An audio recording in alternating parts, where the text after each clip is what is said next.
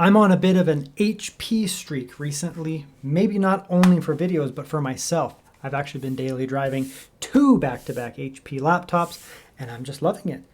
And here's another one. This one here was sent to me by HP. They reached out to me and said, you know what, Bo, you're the best tech reviewer we've ever seen. Let's send you a laptop to review. They didn't say that, but that's okay. This here is the HP OmniBook Ultra. It's a 14-inch Ultrabook laptop, very, very, very thin. This thing packs some serious performance in it with the Ryzen AI HX 375. Awesome little CPU in there. This is super premium metal chassis, very thin, very, very thin, very premium build quality. I don't want to spoil too much of the video though. Let's jump right into this. If you're looking for a actually exceptionally premium 14-inch laptop with all the fixins, this may be the one to pick up. So let's jump into this review and break this thing down. Okay, let's jump right into the laptop. You can see obviously the reflective screen there. It's a nice, interesting little design to it. It's got that cut edge there. I mean, why not, right? Something unique, something a little different. I haven't reviewed an OmniBook before. I've seen them before, but I haven't reviewed one. So that's cool. The design here is quite nice. You know, metal design, metal. That might be a plastic, maybe? No, that's a nice premium material there. Looks pretty nice overall, right? Very, very thin. It never shows up well on camera. It's just the way that it is, I guess. Unfortunately, no matter what I do, these things never show up well on camera, but it is very, very, very thin. If you know me, you know that I like pretty clean laptops. This is the one that I've been using actually for about 3 weeks now. It's a HP ZBook Studio.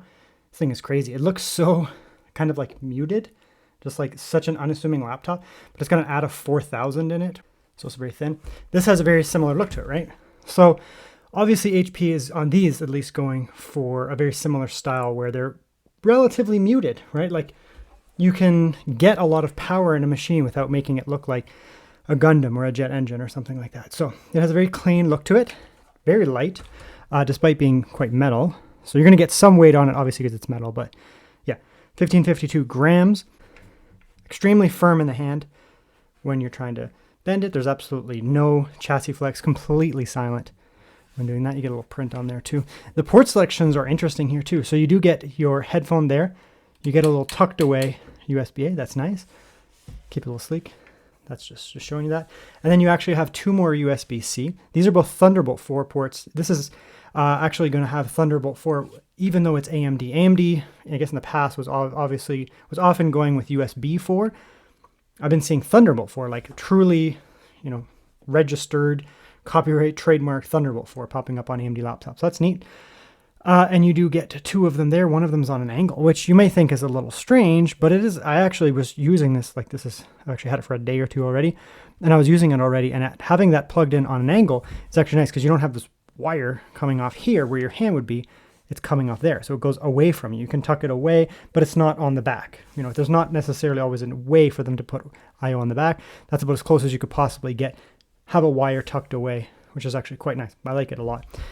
Same kind of design, right? Like you get the grill here, speaker up here, you get grills up there.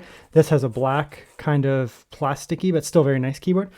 They look kind of like a Microsoft Surface, how they have that rubbery texture, but not as aggressive. It's not like straight up rubber feeling. And these are really low profile keyboards on both cases, but we'll get into the keyboards in a sec. You can see that. So it's looking pretty clean. Honestly, it's a very clean looking package.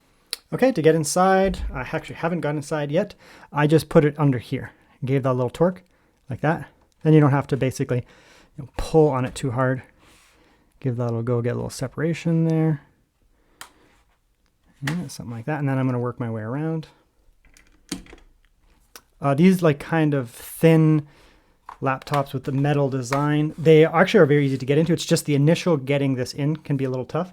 Same as that over there. But once it's in, because they're metal, they're actually very structurally sound. You just take your time. Yeah, metal bottom. Just some structural stuff there. Even though it's a fairly thin piece of metal, it does add a lot of rigidity to the laptop and premium feeling, especially because it does have some structural stuff there. Inside, I mean, there's not going to be a ton of upgradability on this laptop because it is designed to be a very thin, portable laptop. Despite that, you know, it looks pretty good inside. We do have the speakers. So you have 2 firing down at the user, basically bouncing off the table into you, and then you have the up firing one. I'm firing speakers here. That's going to sound probably pretty nice. I haven't listened to it loud, so we'll have to see how loud it sounds, but it should sound pretty good. Battery is 68 watt hours. That's pretty good considering this AMD CPU should be fairly efficient. It should kind of spin down fairly well if you're not doing anything demanding, therefore not just absolutely ripping your battery life. They could potentially put in a larger battery, but then they'd have to cut out on some of the speakers here. So it depends what you're looking for. This isn't meant to be, the craziest battery life laptop, but also compromising some other stuff. A lot of the Lunar Lake stuff goes that route. This one here is meant to be more balanced. It does have a lot of power in it too. So, you potentially want to have some good speakers in there as well. Let's go over here. The Wi-Fi, you can see that there is upgradable. Looks like there's a MediaTek Wi-Fi in there, so you can swap that if you want. And then underneath here, we do have the RAM cooling there.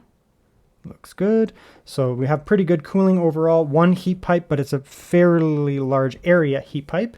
And then we have dual fans, one being slightly bigger, one being slightly smaller. I suspect it'll run relatively cool. These HX chips can actually be at different wattages. If you put them in here and put them at like a max wattage, more what you see in like a gaming laptop or something like that, they will run a little bit hotter, and so they're gonna be a little harder to cool. This one probably won't run quite as hot because it's probably not gonna run quite as many watts, but that looks overall pretty good. Nice VRM coverage there. And then for the NVMe, you could see, well, I could have showed you before, but there's the 2280 size NVMe under there. You just have to pull up that piece of paper. Full size 2280 in there. So, I mean, no upgradable RAM on this. That's, I guess, the one negative. But otherwise, I mean, it's relatively upgradable. Upgradable 2280 full size. Upgradable Wi-Fi, reasonable size battery, great speakers, dual fan setup. We'll see how it sounds. But I do expect pretty good things out of this laptop. So let's get it booted up and start testing it. Okay, we'll look at the keyboard here. Actually, let's unplug that so I can pick it up. Don't really need that. It is a fairly low profile keyboard. You can see that. The key caps themselves, they're not tiny, but they're relatively low profile. And then you do have good travel though, despite that. So again, not the same as some big, massive gaming laptop. But I'm actually fairly used to this because I've been using HP laptops actually quite a bit in the recent times. I've been using the ZBook over there, ZBook Studio, the Firefly, whatever it is, as well. It's quite nice. So let's just give it a quick type here.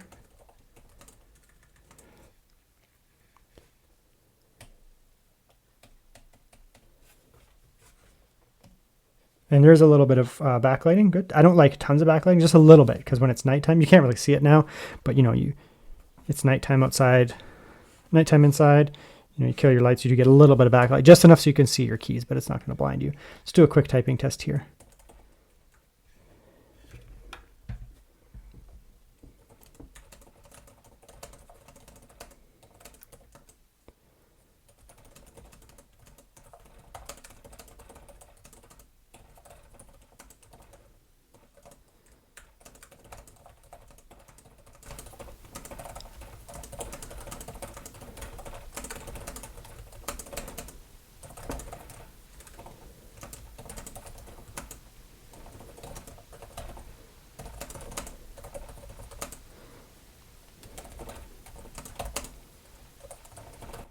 Yeah, so I mean, I don't know, did I get a typo there? I'm not sure. Part of it could be maybe I'm just used to the HP, because again, I'm daily driving the one to the side there.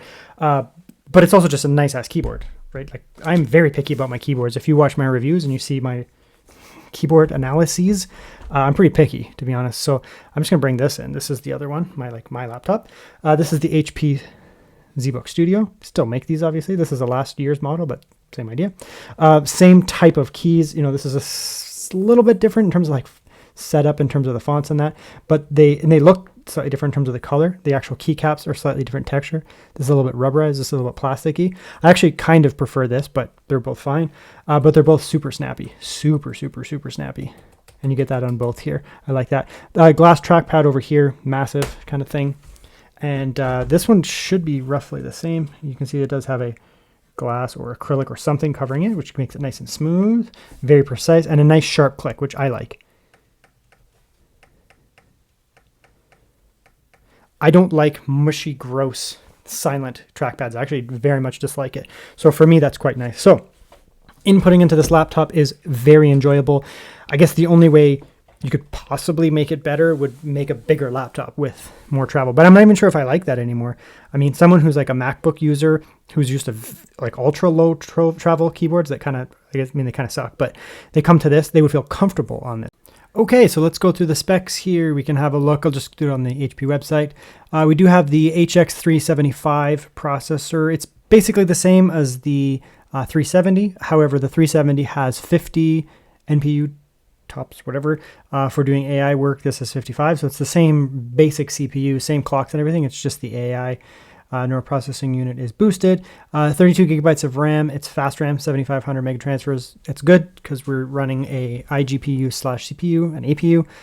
So for doing CPU tasks and gaming and GPU tasks, that will make a big difference.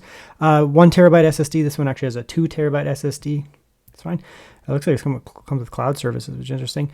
And then the screen resolution is quite nice. So you do get a 1400p screen, which at 14 inches here is quite nice. It's going to be quite pixel dense. It's a reflective screen, as you've seen throughout part of this video, obviously.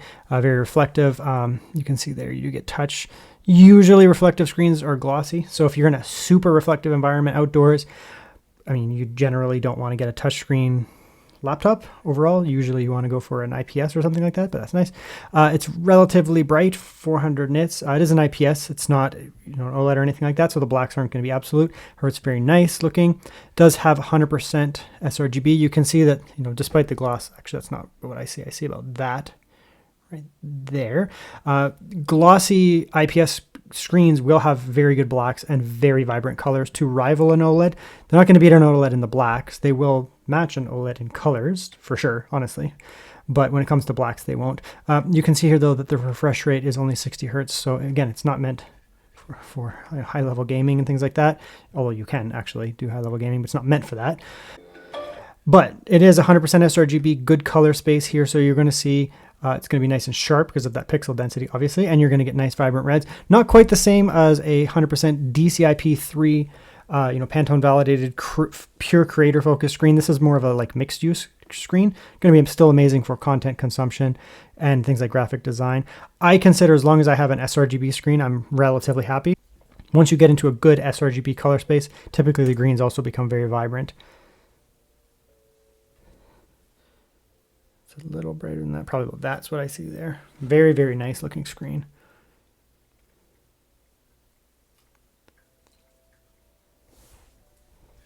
Yeah, it's quite vibrant. And the reds are pretty good for his sRGB. Greens and that, all very vibrant. Blues, cool tones, really nice. So yeah, and actually when the screen's on, it's pretty bright. So I mean, I'm not getting any reflectivity on, like I can't see any reflectivity at all in the actual panel, right? You can see it up here, right? But the actual display where the visuals are, you can't see. I guess if you start a lot of black screens, I don't know why. I don't know, like use dark mode, but like black dark mode instead of like dark gray. I guess you would see some reflectivity because this, it would be a black screen. But generally speaking, you don't see much. Like there's no reflectivity there or anything like that. Do an audio test though. The screen's obviously quite nice. So just watch your headphones. I'm not going to do too much adjusting in post-processing. Okay, it's gonna get really loud.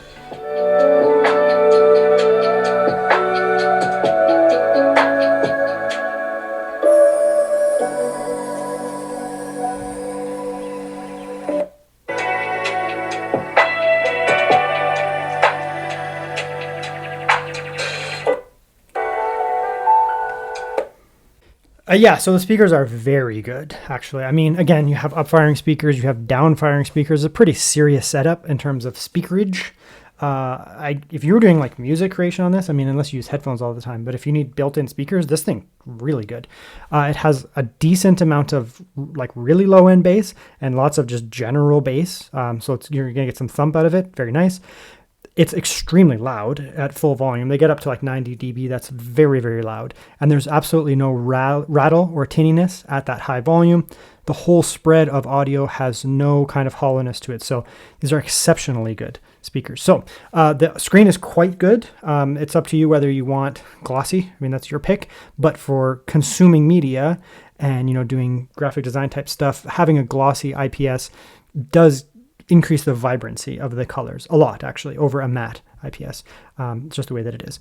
And it does actually help with blacks too. So You know, this HP off to the side, the one that's over here, has an amazingly beautiful screen, DCI-P3 color space, but it's a non-glossy IPS. So the one area it does suffer slightly is blacks. This has better blacks because it's a glossy touchscreen, basically. And then for audio consumption, it's fantastic. Very, very, very good. So yeah, I mean, you're definitely not going to hurt using this laptop as a daily driver for media consumption or media creation. We're back here. We're just going to do some real quick video editing, nothing crazy. This is a Thunderbolt 4 port with a Thunderbolt 4 enclosure. Doesn't that just make things awesome? The fact that I can do that now. Let's just, oh, look at it. That's the laptop I'm working on right now. 1.5 gigabytes. That's my laptop. Spoiler for my upcoming video. Should I show you guys this? I guess. Okay, so anyways, we'll put that in here. This CPU is very powerful. That's the point of this, what I'm doing here. CPU is very powerful. I've used it a fair bit to do some video editing. The audio is already processed. It's super quick. These are really good processors for video editing. That was incredibly fast. Probably the fastest I've seen yet from a laptop. It's just immediately done. And you know, you're in here now, you're already scrubbing along, you're messing with the audio, you're cutting clips, right? You're doing cuts here, you're moving stuff. Get out of here. So it's very, very, very, very fast for that type of work. This is a 4K 60 clip, obviously. You're gonna have no problems, you know, messing around with clips like that. The actual editing process is going to be absurdly quick on this laptop here because you do have that 375 processor. I don't have any experience with it before, but I have experience with the 370, like a lot actually, so that's good. Okay, so now we're going to do some Cinebench runs just for noise and thermals. We'll come back with actual benchmarks after this, but I just want to see how hot it gets in some synthetic style benchmarks. Yeah, like it's throttling right now, but the fans are not really going, which is interesting.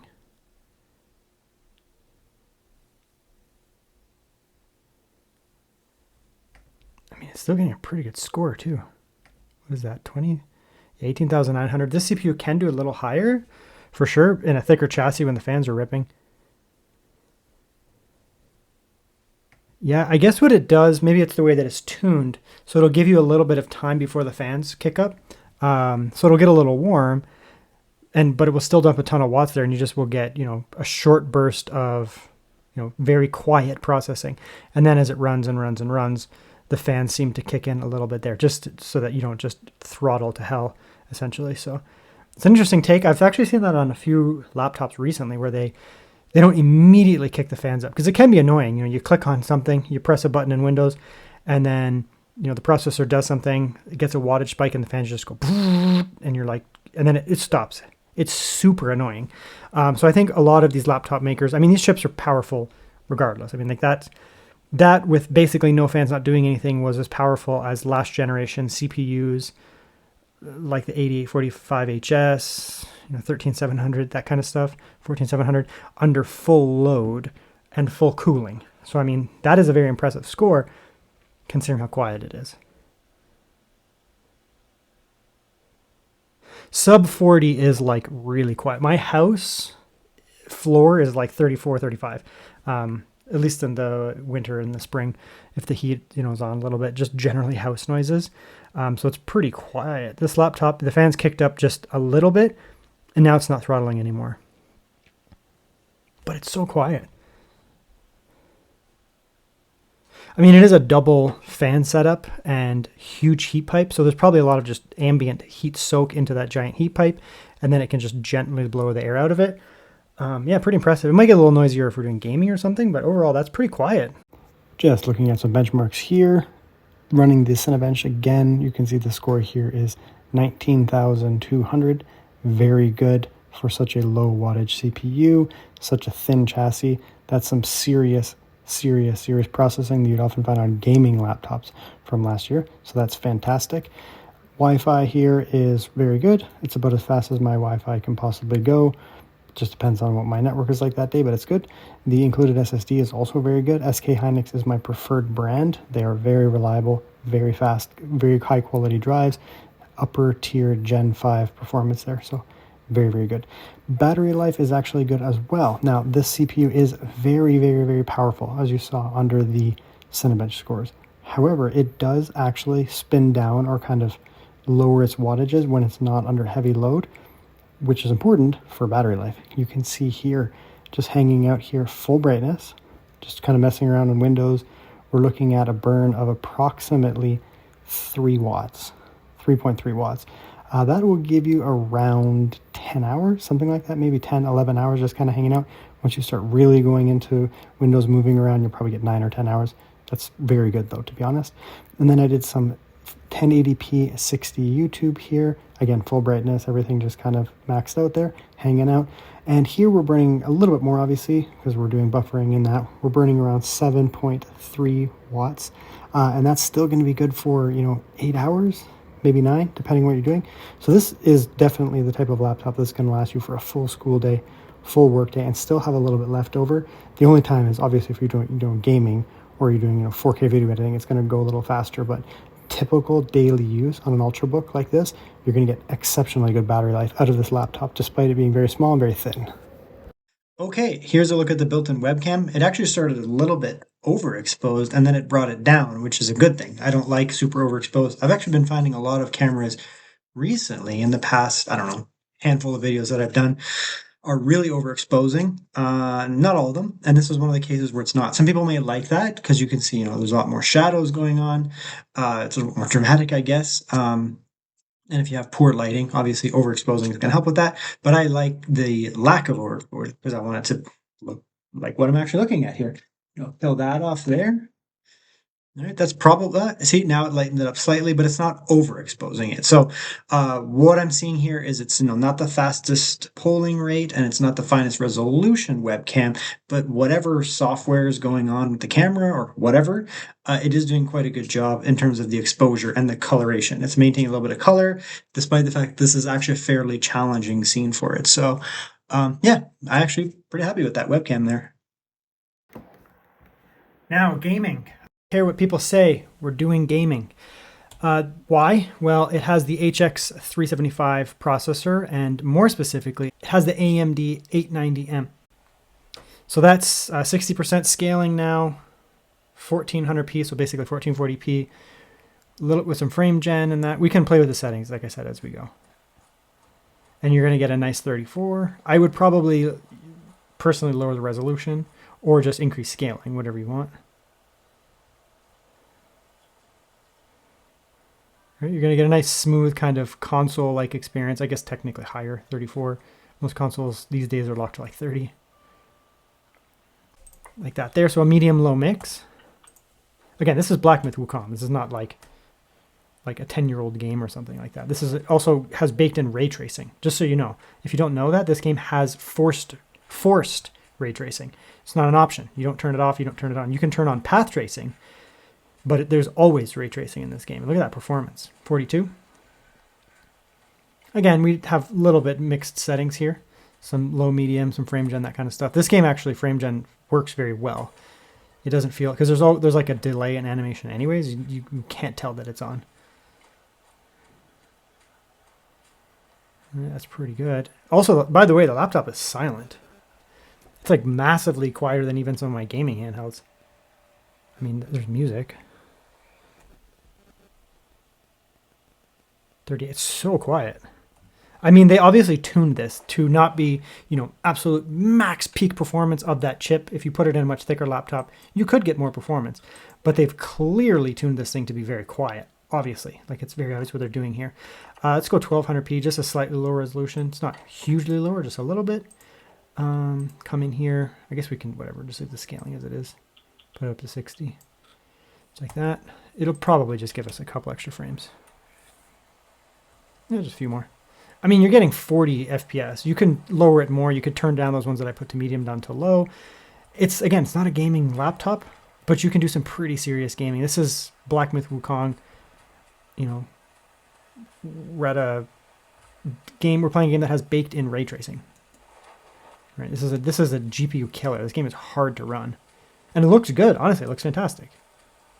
Right. So if you want to play games casually as you're doing other stuff, or I wouldn't say casually, if you want to play AAA super demanding games with more casual settings, that's how I like to say it. then this is the way to go. Conclusion time. What do I think? This thing is fantastic. So we'll go over the negatives first. It's obviously not going to be super cheap because it's a super premium Ultrabook style laptop. They always come into premium. Doesn't really matter. That's just what it is. So that's one, I suppose. But that's what you're buying into. The screen is glossy. That depends on the person. I don't really mind glossy screens because I work typically indoors and I don't often have lights directly behind me that would reflect off the screen. If you have that situation going on, you may want to go with a non-glossy screen. That's just personal preference. For me, I don't mind it, but some people might. So that's going to be the negative. I guess that's the only real negatives, honestly. Positives, metal chassis is fantastic. Very thin, light for what it is. I mean, you can see I'm just kind of hanging onto it here. It's, for being metal, relatively thin.